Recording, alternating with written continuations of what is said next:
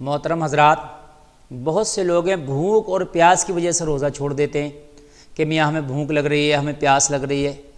ارے اللہ کے بندو، روزے میں بھوک اور پیاس لگنے سے آپ پریشان نہ ہوں، آپ کمزور نہیں ہوں گے یا آپ مریں گے نہیں۔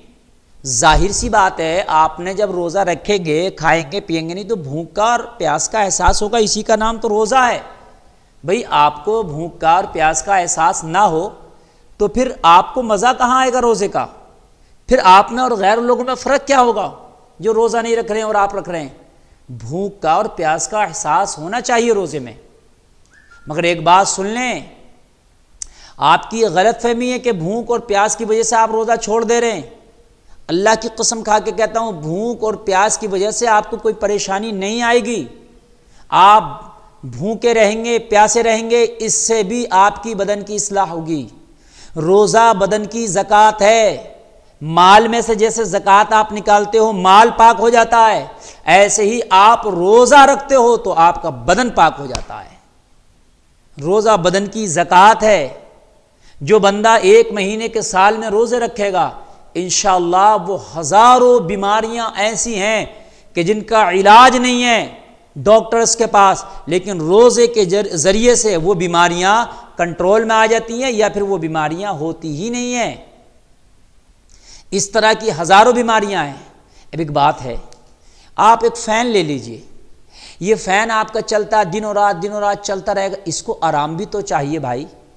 آپ کی مشینری ہے، کار ہے، موٹر سائیکل ہے، جہاز ہے، ٹرین ہے، آپ کی جتنی بھی مشینری ہے، آپ اس کو لگاتار چلاتے رہیں گے، اس کو بھی آرام چاہیے بھائی۔ اگر لگاتار چلائیں گے تو وہ مشینری آپ کی پھک جائے گی، فیوز ہو جائے گی، وہ مشینری کام چھوڑ دے گی، اس کا انجن ڈیمیج ہو جائے گا۔ آرام چاہیے ہوتا بھائی۔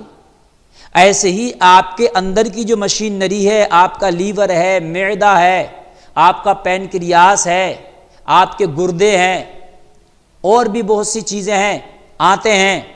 اب سال میں 11 مہینے آپ کھاتے رہے تو یہ کام کر رہی ہے۔ آپ کھانا کھا کے سو گئے، آپ تو سو گئے لیکن آپ کی مشینری کام کر رہی ہے۔ آپ دیکھتے ہیں، آپ کھانا کھا کے سوئے، صبح کو خالی ہے پیٹ، تو کہاں گیا یہ کھانا؟ آپ کی مشینری نے رات کو کام کیا تبھی نا۔ رات میں آپ پانی پی کے سوئے اور پھر آپ کو رات کو پیشاب یا صبح کو پیشاب لگتا، یہ پیشاب کہاں سے آیا؟ کہیں نہ کہیں آپ کے گردوں نے، مشینری نے کام کیا تب نہ آیا۔ تو یہ مشینری 24 گھنٹے آپ کی چلتی رہتی ہے۔ آپ رات میں سو رہے ہیں تب بھی چل رہی ہے، جاگ رہے ہیں تب بھی چل رہی ہے۔ تو بندہ خدا یہ تو بتائیے مجھے، اس کو بھی تو آرام چاہیے، یہ مشینری بھی تو آرام چاہتی ہے۔ تو محترم حضرات، سال میں 1 مہینے کے جب آپ روزے رکھیں گے تو آپ نظام دیکھیے، نظام اسلام کتنا بہتر ہے۔ جب صبح سے شام تک، صبح شادی سے لے کے اور غروب آفتاب کا آپ کچھ کھائیں گے ہی نہیں، کچھ پیئیں گے ہی نہیں، تو آپ ذرا غور فرمائیے کہ آپ کی مشینری کو کتنا بہتر آرام دیا ہے مذہب اسلام نے۔ آپ کی مشینری کو آرام مل جائے گا، اور ایسا آرام ملے گا کہ آپ کی مشینری اس 1 مہینے میں بالکل تر و تازہ اور جوان ہو جائے گی۔ پھر 11 مہینے کے لیے آپ کی مشینری تیار ہو جائے گی۔ جو 1 مہینے میں آپ نے اپنی مشینری کو آرام دیا ہے، وہ آرام کا اتنا فائدہ ہوگا کہ آپ کی مشینری تندرست و توانا ہو جائے گی، تر و تازہ ہو جائے گی، پھر سے جوان ہو جائے گی، اور پھر جو 11 مہینہ ہے، اس 11 مہینے میں وہ اچھے سے کام کرے گی آپ کی مشینری۔ اور پھر جب 11 مہینے میں آپ کھاتے کھاتے وہ آپ کی مشینری تھک جائے گی، پھر ایک بار روزہ آ جائے گا سال میں، پھر روزہ آ جائے گا تو پھر آپ کی الحمدللہ مشینری تر و تازہ ہو جائے گی، جیسے مانج دی گئی۔ حضرات، یہ میرا خود کا تجربہ ہے الحمدللہ۔ میں اکثر سفر میں رہتا ہوں، پروگرامز میں، تو سفر میں آپ جانتے ہیں نہ ہی نیند وقت سے ہوتی ہے اور نہ ہی کھانا پینا وقت سے ہوتا ہے۔ تو کھانا پینا بے وقت ہونا، اچھا کھانا پینا بھی بازارو کھانا، کبھی ٹرین کا کھانا، پلین کا کھانا، ادھر ادھر کا کھانا، ریڈی میڈ کھانا کھا کے بہت سی بسا اوقات ایسا ہوتا ہے کہ جلن سی محسوس کرتا ہوں، ایسیڈیٹی ہونے لگتی ہے۔ کبھی کبھی ایسا ہوتا ہے کہ کھانا نہیں کھایا پھر بھی ایسیڈیٹی ہو رہی ہے۔ یہ خود میں نے تجربہ کیا اور تجزیہ کیا ہے حضرات۔ تو اس میں دوائی، میڈیسنس لینا پڑتی ہے جلن کے لیے، یا پیٹ میں بھاری پن ہے اس کے لیے، یا یہاں جلن محسوس کر رہے ہیں اس کے لیے، یا دل مالش سا کر رہا ہے اس کے لیے۔ لیکن جب رمضان شریف آتا الحمدللہ تو تو رمضان شریف میں پورا رمضان کا مہینہ الحمدللہ مجھے کوئی دوا لینے کی ضرورت کبھی نہیں پڑتی ہے. پورے رمضان شریف کی بات کر رہا ہوں. بہت اچھے سے روزہ سحر و افطار ہوتا ہے اور اس میں جو ہے کھانا پینا ہوتا ہے الحمدللہ, اور کسی دوا کی ضرورت نہیں پڑتی, نہ کوئی جلن ہوتی ہے نہ کوئی متلی ہوتی ہے, اور بہت اچھا رہتا ہے. اور یہ سرکولیشن جب تک اچھا رہتا ہے کہ زیادہ سفر جب تک نہ کروں. پھر بہت زیادہ سفر ہو جاتی ہیں, وہی کھانا بازارو اور ادھر ادھر کا کھانا بے وقت کھانا جب ہونے لگتا ہے تو پھر کیا ہوتا ہے, پھر پریشانی محسوس ہوتی ہے. تو میں تو انتظار کرتا ہوں یا اللہ کب رمضان کا مہینہ آئے گا اور یہ کنڈیشن ٹھیک ہو جائے گی. اور کئی بار میں نے خود اپنا تجربہ کیا ہے کہ کئی بار ایسا ہوا ہے کہ رمضان سے پہلے میرا وزن کم تھا اور رمضان روزے رکھنے کے بعد وزن 1 کلو یا 2 کلو ہی بڑھا, لیکن الحمدللہ وزن بڑھ گیا. اور اگر وزن بھی نہیں بڑھا ہے تو چہرے کی حالت اچھی ہو گئی, جسم کی حالت اچھی ہو گئی, اور اپنے جسم میں بہترین پھرتی محسوس کرنے لگ گیا.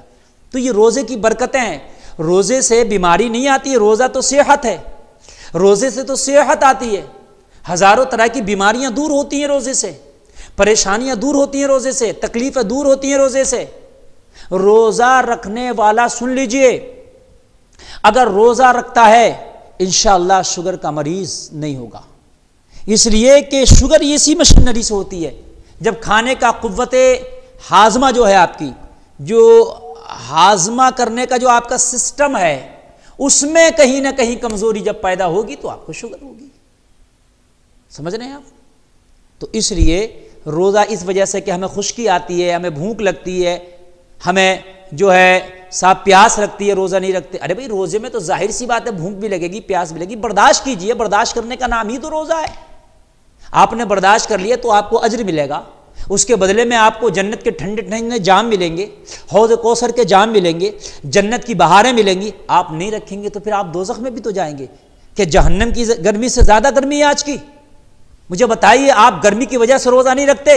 میں آپ سے سوال کرنا چاہتا ہوں کہ آج دنیا کی گرمی جہنم کی گرمی سے زیادہ ہے؟ کہ یہاں کی تپش جہنم کی تپش سے زیادہ ہے؟ کہ یہاں کی سختی جہنم کی سختی سے زیادہ ہے؟ آپ روزہ نہیں رکھیں گے, غور کریں, جہنم جس کے اندر پسینے میں آپ غوطے کھا رہے ہوں گے, جہنم ایسی جگہ ہے. آج آپ گرمی کی وجہ سے روزہ نہیں رکھتے, لیکن جہنم میں تو تیرا لباس بھی آگ کا ہوگا, تیرا اوڑھنا بچھونا بھی آگ کا ہوگا, اور تجھے کھولتا ہوا پانی دیا جائے گا جہنم میں, جو تو پیے گا اس سے تیری آنٹیں کٹ کے گر جائیں گی. تجھے وہ جہنم کا خوف نہیں ستاتا؟ تجھے یہ گرمی ستاتی ہے جو آج سورج الٹا ہے, جب میدان محشر ہوگا تو اسے سیدھا کر دیا جائے گا, تجھے یہ گرمی ستاتی ہے؟ تجھے جہنم کی گرمی کا خوف نہیں ہے؟ تجھے محشر کی گرمی کا خوف نہیں ہے؟ مسلمانوں, خدا کے لیے یہ روزہ تجھے دنیا کی پریشانیوں سے تو بچاتا ہے, لیکن میدان محشر کی گرمی سے بھی تجھے بچا دے گا. میدان محشر کی تجھے شدید پیاس سے تجھے روزہ بچا دے گا. میدان محشر کی تجھے سختیوں سے روزہ بچا دے گا. جہنم کی تکلیفوں سے, ہولناک وادیوں سے روزہ تجھے بچا دے گا. یہ روزہ ہی تو ہے جو تجھے پل صراط پر بآسانی گزار دے گا. مسلمانوں, تم کہاں چلے گئے؟ تم روزہ اس خوف سے نہیں رکھتے؟ اس چند وقت کے خوف کو آپ اپنے دل سے نکالو. خوف کرنا ہے تو آپ محشر کا خوف رکھو. خدا کی قسم, جس کے ذہن میں محشر کا خوف ہوگا وہ روزہ نہیں چھوڑے گا. جس کے ذہن میں جہنم کا خوف ہوگا وہ روزہ نہیں چھوڑے گا.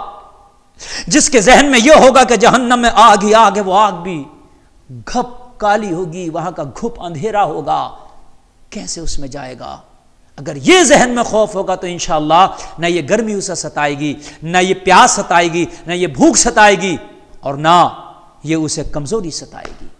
مسلمانوں, یہ چند دن کی زندگی ہے, اس سے نکلو اور اس کے بارے میں سوچو جہاں مرنے کے بعد آپ کو رب کی بارگاہ میں کھڑا ہو.